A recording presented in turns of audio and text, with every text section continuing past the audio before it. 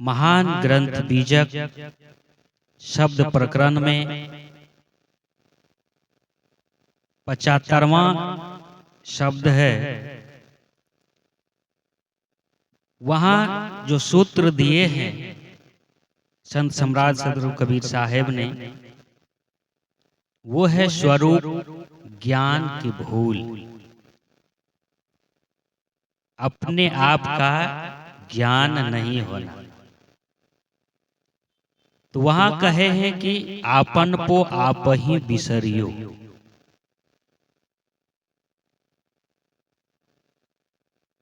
मतलब अपने आप का ज्ञान जो है, अपने आप का जानकारी, वो हम लोग भूल गए, अपने आप को बिसर गए। बिसर जाने का अर्थ होता है भूल जाना। तो सदगुरु कबीर साहब ने कहे कि आपन को आप ही बिसरियो। उदाहरण देते हैं, जैसे स्वान कांच मंदिर में भरमति भूसी मणि। एक मंदिर कांच का है और वहां कुत्ता जो है वो घुस जाते हैं और उसमें उसके बहुत सारे प्रतिमा दिखाई देते हैं गिलास के मंदिर में। और वो अपना प्रतिद्वंदी समझकर, अपना दुश्मन समझकर उससे राग द्वेष कर बैठते हैं और उससे लड़ते हैं और भूखते हैं, उससे झगड़ते हैं और लड़ के झगड़ के भूख भूख कर वो मर जाता है। क्योंकि उसका जो प्रतिबिंब उसमें है और वो अपने आप का वो ज्ञान, वो विचार, वो विवेक वो भूल गए हैं अपना स्वरूप। इसलिए उसकी जो परछाई है उसी का है और उसको देखकर वो भ्रमित हो जाता है कि मेरा कोई दुश्मन है, मेरा कोई प्रतिद्वंदी है, मेरा कोई अगेंस्ट पार्टी है, और वो भूख भूख कर मर जाता है। उसी तरह सदगुरु कबीर साहब ने कहते हैं कि जैसे वो अपना प्रतिद्वंदी समझकर वो भूख भूख कर मर गए, अपना स्वरूप भूलकर, उसी तरह अपना वास्तविक स्वरूप भूलकर मनुष्य प्राणी जो है एक दूसरे में, सांसारिक प्राणी पदार्थों में अपना राग और द्वेष बनाते रहते हैं और पूरा जीवन कलह क्लेश और मन की उछल कूद में बिता देते हैं।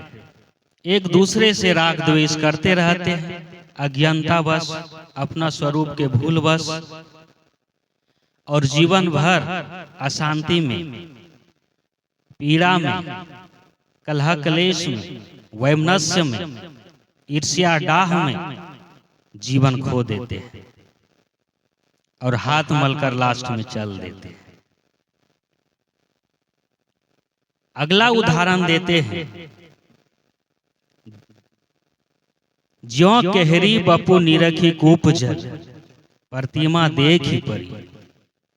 केहरी मतलब सींग होता है, बपु मतलब चेहरा।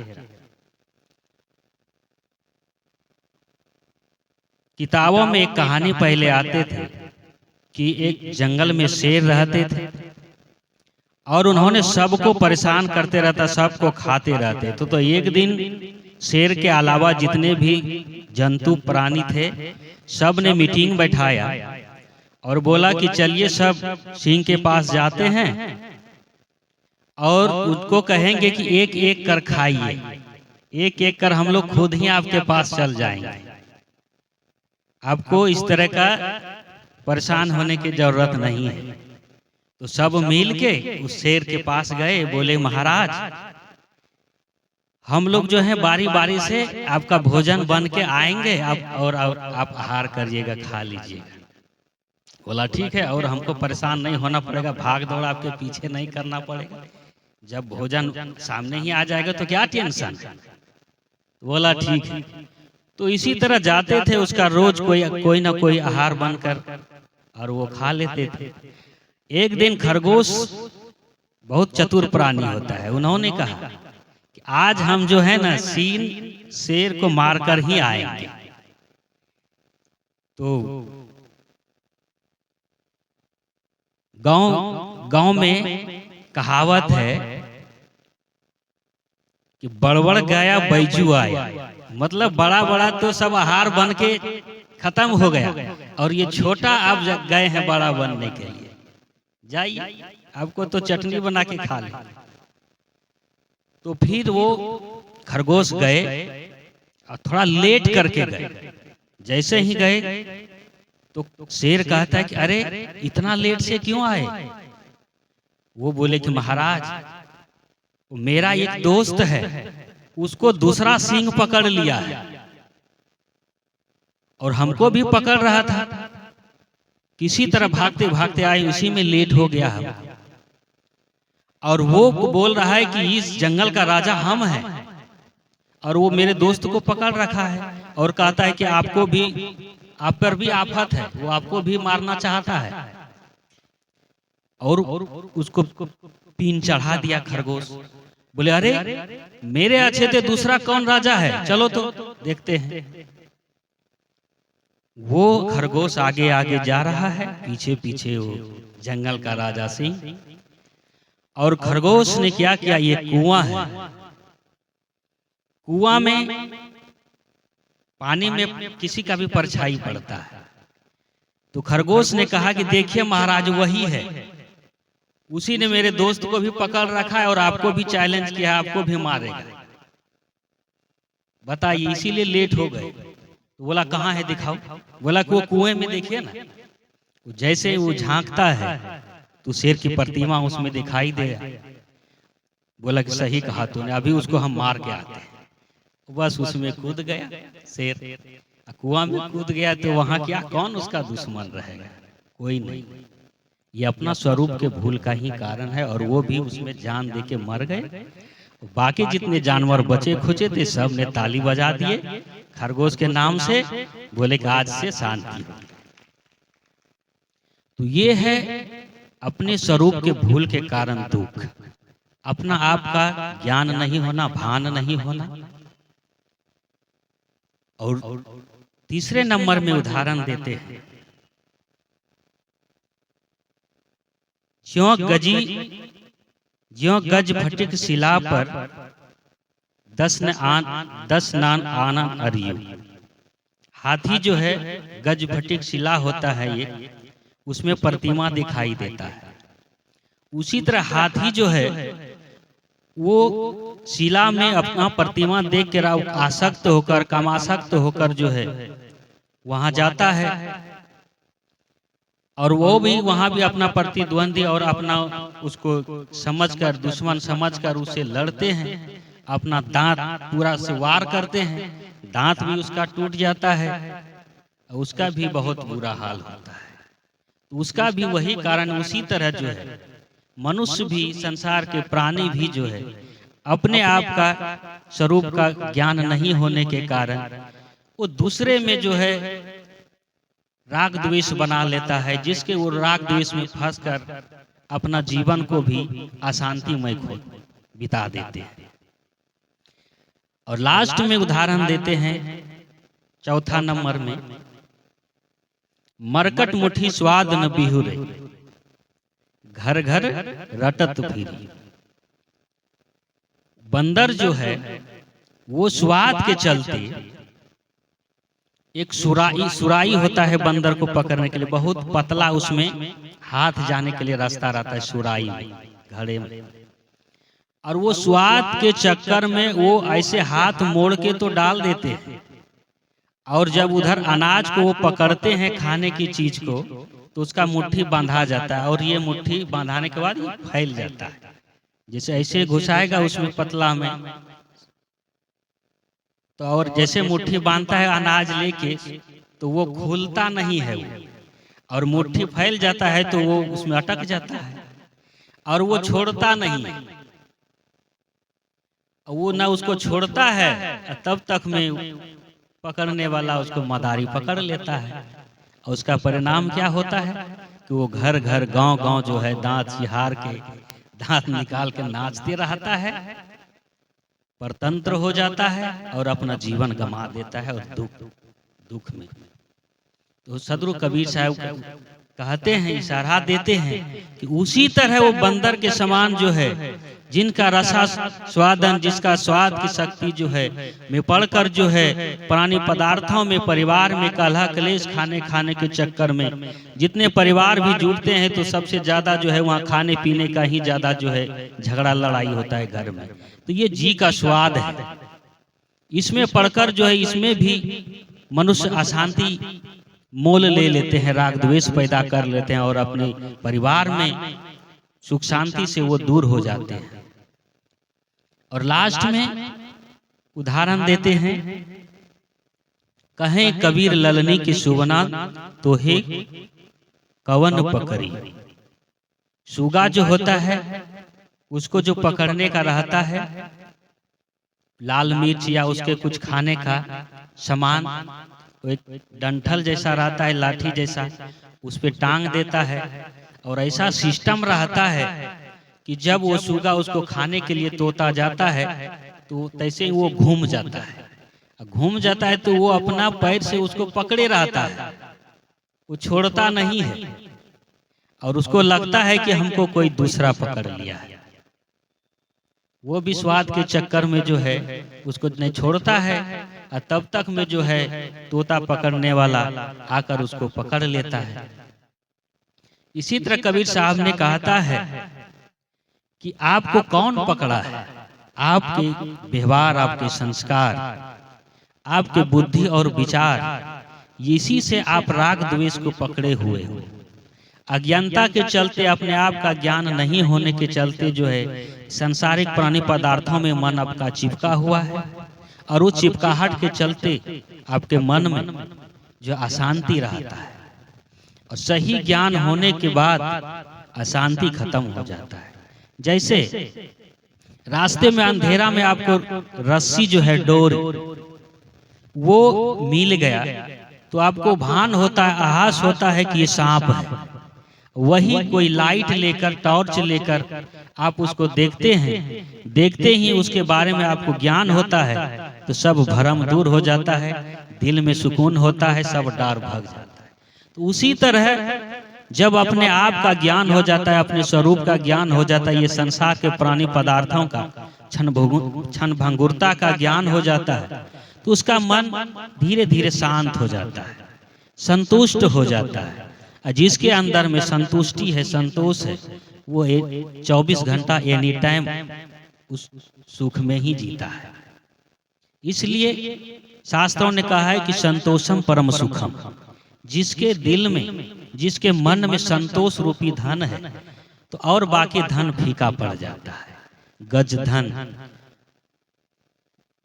ये सब और 3-4 धन है, गज धन, वाजी धन, ये सब जो है सब जब संतोष धन आता है तो ये सब धन क्या होता है, धूली समान हो जाता है। तो सबसे बड़ा है संतोष।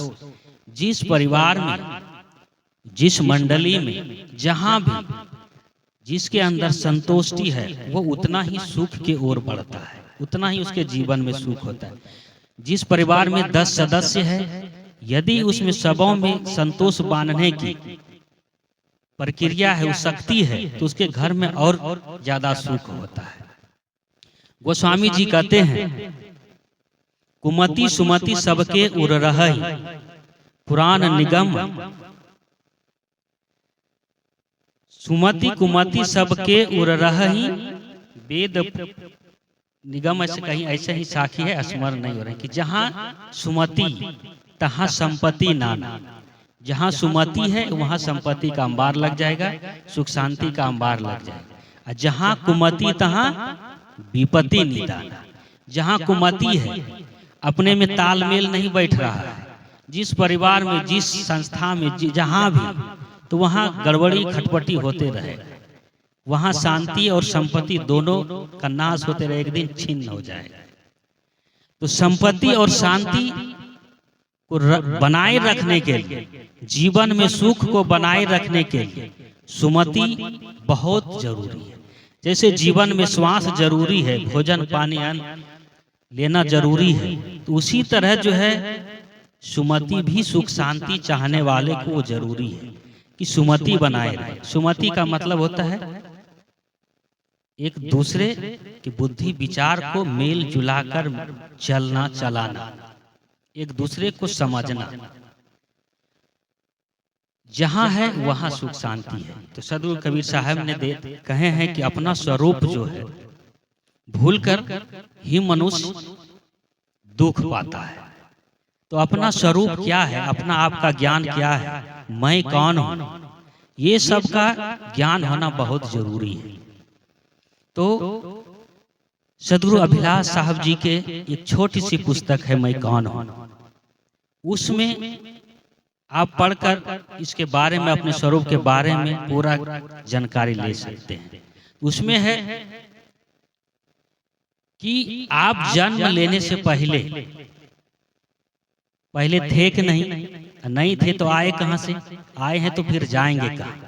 आपका जो नाम है ये तो शरीर का नाम है, जन्म के 6 दिन बाद ये नाम पड़ा है आपको। जो भी नाम है ये शरीर का सांकेतिक नाम है जिससे आपको नाम लेके बुलाता है, लेकिन आपका मेन नाम क्या है, पहले क्या नाम था।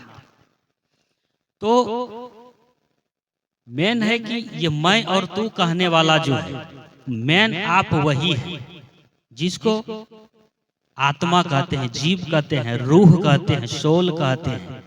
आप वही है और उनका क्या स्वरूप है, इसी के भूल के बस हम लोग जो है जीवन भर अशांति में, आवागमन में मिटा देते हैं। तो कहते हैं कि अपना स्वरूप जो है वो मैं क्या हूं, मैं जो बोलने वाला है, मैं तू कहने वाला वो आत्मा है। और ये आत्मा जो है आप मन नहीं है, आप बुद्धि नहीं है, प्राण नहीं है, और ये सबको जानने वाला आप आत्मा है। सबको जाने सब नहीं होई, जानन हारा जीव है सोई।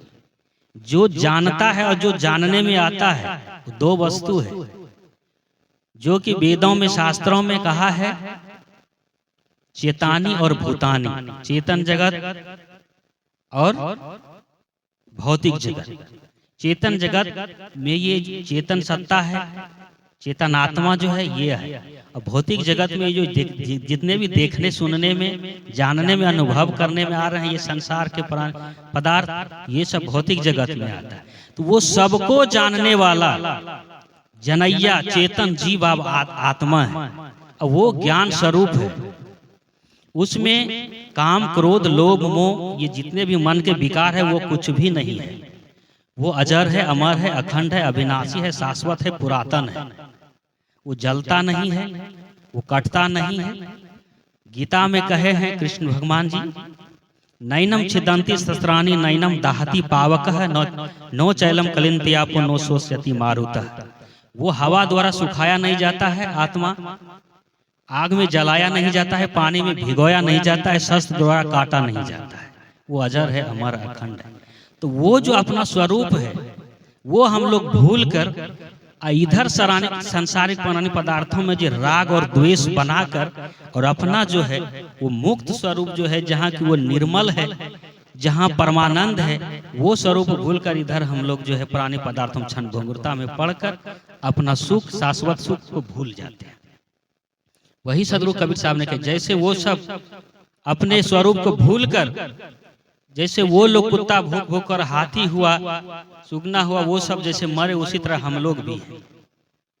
तो अहम और मम, मेरा और मैं में बहुत अंतर है। मैं कभी मेरा नहीं हो सकता और मेरा कभी मैं नहीं हो सकता। इसलिए मेरा शरीर, मेरा हाथ, मेरा मन, मेरा प्राण, मेरा आंख, ये मेरा है, वो मैं नहीं हो सकता। इसलिए अहम और मम, मेरा और मैं में बहुत अंतर है।